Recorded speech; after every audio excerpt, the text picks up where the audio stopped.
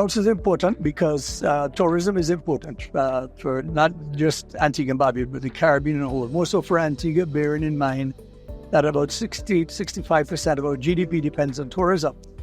And as a result of that, we need as much airlift as possible to bring the visitors in, bearing in mind that not only do we have a number of hotels that are operating, but we have a number of them in the pipeline. For example, next month we will be opening the Royal Chic.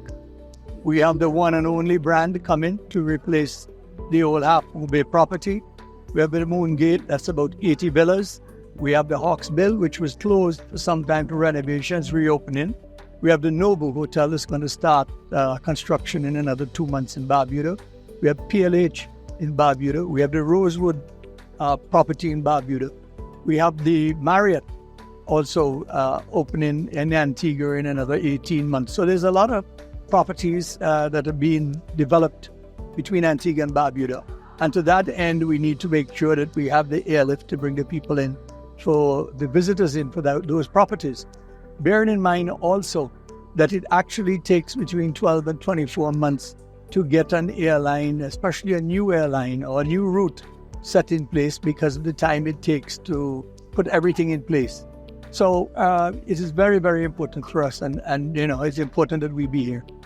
Tell us about the intra-Caribbean solution. Is there anything in the works right now to kind of help to bolster the void that's been created? I mean, there's a new LIAT on the horizon. Any update you can share in that regard? Well, the new LIAT we hope should be taken off at quartered in Antigua, of course, taken off within, I would say, another 60 to 90 days. I mean, speaking about the interconnectivity in the Caribbean, you have, for example, Inter-Caribbean that is ramping up. You have also Silver Airways now operating. You also have CAL increasing their airlift. So it's important, again, for us to understand that airlift is important. Regional travel, people-to-people exchange, also the whole aspect of One Caribbean, the business aspect of it. Competition is best for our people in the Caribbean. And so you have more players in it. Competition is going to come out of it. It's going to augur well for the Caribbean people, because the airlines now will have to compete for price and for on-time service.